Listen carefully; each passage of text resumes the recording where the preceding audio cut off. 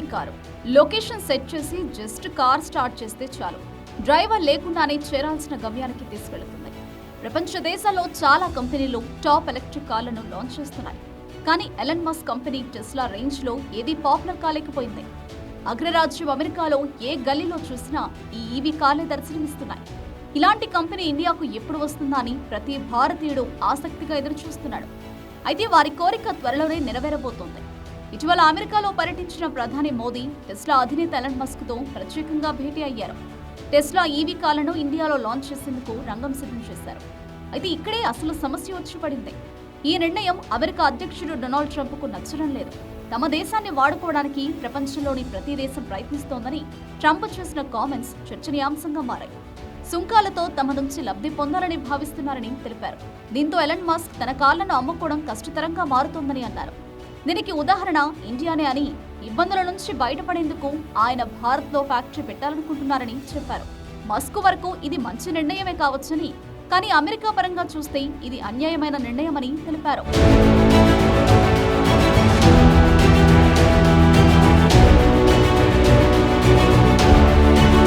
వాస్తవానికి ట్రంప్ అధికారం చేపట్టినప్పటి నుంచి కొత్త రూట్లో వెళుతున్నారు. వారి దేశాభివృద్ధి కోసం పక్క దేశాలతో యుద్ధం చేయడానికి కూడా వెనకాడడం లేదు. ఇతర దేశాల నుంచి వచ్చే వస్తువులపై అధిక సుంకాలు విధించి వారిని బ్రాండ్ను ప్రమోట్ చేసుకుంటున్నారు. మన ఇండియాలో మేక్ ఇన్ ఇండియా మాదిరిగా ట్రంప్ వారి దేశంలో తయారయ్యే వస్తువులకు అధిక ప్రాధాన్యత ఇస్తున్నారు. అందులో భాగంగానే చైనాలో నెలకొల్పిన టెస్లా వాహనాల తయారీ యూనిట్ను అమెరికాకు షిఫ్ట్ చేయాలని మస్క్ కి ట్రంప్ సూచనలు చేశారు. కానీ మస్క్ మాత్రం ఆ మ్యానుఫ్యాక్చరింగ్ యూనిట్ను ఇండియాలో ఏర్పాటు చేసేందుకు ఇంట్రెస్ట్ చూపిస్తున్నారని ఇటీవల ప్రధాని మోదీకి హామీ ఇచ్చారు.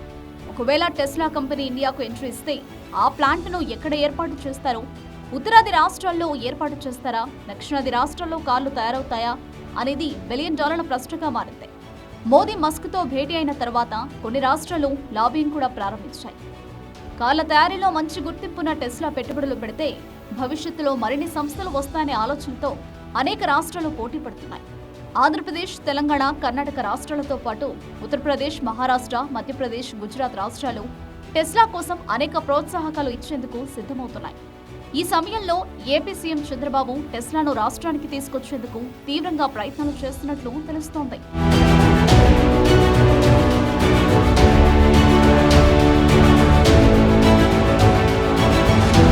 గతంలో ఏపీ సీఎంగా పనిచేసినప్పుడు రాష్ట్రానికి కియా పరిశ్రమను తీసుకొచ్చిన చంద్రబాబు ఇప్పుడు సైతం అలాగే బ్రాండెడ్ సంస్థల్ని ఆకర్షించాలని ప్రయత్నిస్తున్నారు. దేశీయ మార్కెట్ సామర్థ్యం భారీగా ఉండడంతో పాటు ఇక్కడి నుంచి ఇతర సమీప దేశాలకు కార్లను ఎగుమతి చేయాలని ప్రణాళికలు రచిస్తున్న టెస్లా దేశంలో భారీ పరిశ్రమ నెలకొల్పే అవకాశం ఉంది. దీంతో ప్రత్యక్ష, పరోక్ష ఉపాధి పెరిగేందుకు అవకాశం ఉంది. అందుకు తగ్గట్టే ఇక్కడి వనరుల్ని, సౌకర్యాల్ని టెస్లా ప్రతినిధులకు వివరించడంతో పాటు అవసరమైన భూముల్ని కేటాయించేందుకు సైతం సిద్ధంగా ఉన్నట్లు తెలుస్తోంది. పైగా ఏపీకి సుదీర్ఘ సముద్ర తీరం ఉండడంతో ఇక్కడి నుంచి విదేశాలకు సైతం కార్లను సులువుగా తరలించే అవకాశాల్ని పరిశీలించమని కోరే అవకాశాలున్నాయి. రాష్ట్రంలో ఉన్న సదుపాయాలతో పాటు భారత్లో అత్యధికంగా విద్యుత్ కార్లు దక్షిణాది రాష్ట్రాల్లోనే ఎక్కువనే విషయాన్ని ప్రస్తావిస్తున్నారు. విద్యుత్ వాహనాల అమ్మకాలు గణాంకాలను పరిశీలిస్తే దేశంలోని దాదాపు 60% విద్యుత్ కార్ల అమ్మకాలు కేరళ, తెలంగాణ, తమిళనాడు, కర్ణాటకలోనే జరుగుతున్నట్లు అధికారులు తెలుపుతున్నారు. ఈ కోణంలో చూసినా కూడా టెస్లా సంస్థకు ఆంధ్రప్రదేశ్ ఉత్తమ ఎంపిక అంటున్నారు.